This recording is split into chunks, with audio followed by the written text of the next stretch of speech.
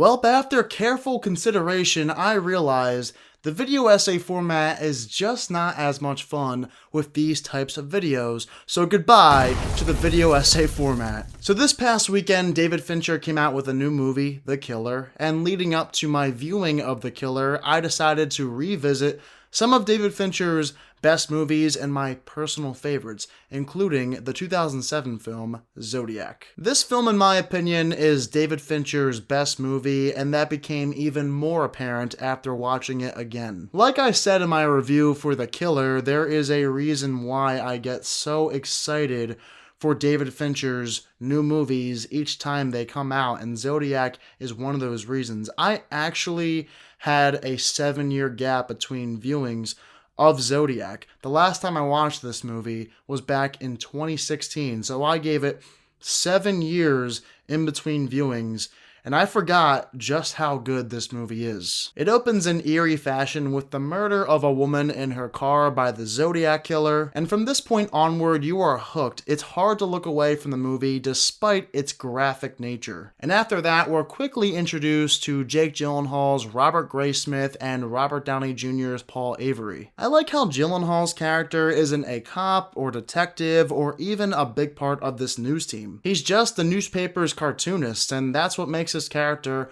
more relatable. He's not a superhero. He's not somebody who is beyond the normal American citizen. He's just a regular guy who becomes obsessed with the Zodiac case. As for Robert Downey Jr.'s Paul Avery, he fully embodies his inner Tony Stark in the role even before he was Tony Stark. He's a little in over his head, he's quite the narcissist and is arrogant, but just like Tony Stark, has his downfall in this film. Plus, he is the funniest character in the movie, and Robert Downey Jr. has so much charisma shining on the screen. From here on, the investigation goes within the newsroom and police station for the next half of the film. There's also more intense Zodiac murder scenes mixed in, but this entire time it's unknown if in real life these were killings done by the actual Zodiac killer or if these were entirely separate things. Because at one point, Zodiac says he's responsible for murders that he clearly did not commit, so you think to yourself, is this one person? Is it multiple people? Is this just a prank? So a lot of questions go through your head and you wonder whether or not this person was actually real. It's crazy to think how much uncertainty still surrounds this case to this day. For all we know, the Zodiac killer could still be alive. And since there are so many possibilities with this killer's identity, you become just as obsessed with the Zodiac killer as Gyllenhaal's Graysmith, who goes to hell and back trying to find this guy, and his paranoia is always at a high level, causing disruption between his family and marriage. I also like how Robert Graysmith became the sole investigator of the Zodiac killer years later in the film. It's no longer this citywide investigation hunting down this murderous psychopath. Everyone just sort of gives up, including Mark Ruffalo's Dave Toschi. Like I said, you become convinced there's a slight chance the Zodiac killer could still be out there, and even makes you question just how many unsolved cases there are to this day. But the wildest part of this movie, and this happened last time I watched it,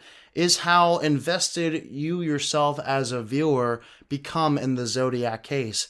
After watching the film, I should have probably gone to bed an hour before the movie even ended, but I'm pretty sure I stayed up an hour after the movie ended just because I was doing all this research on updates about the Zodiac case and where it stands today. While watching, you know how the movie is going to end, but it never matters. It's so well written. You continue telling yourself the movie will reveal the killer. Even on rewatch, I kept changing my opinion about who I think the Zodiac killer is in the film and in real life.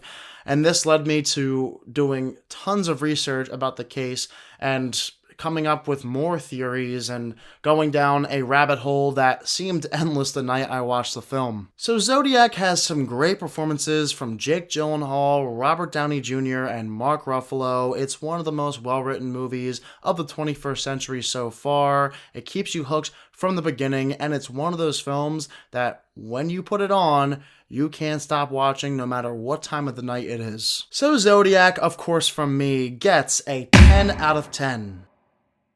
So with Fincher Week coming to an end, what are your thoughts on David Fincher as a director and as a writer? And what would you like to see him do next after The Killer? Whatever your thoughts are, let me know in the comment section. And as always, thank you all so much for watching this video, and I will see you next time.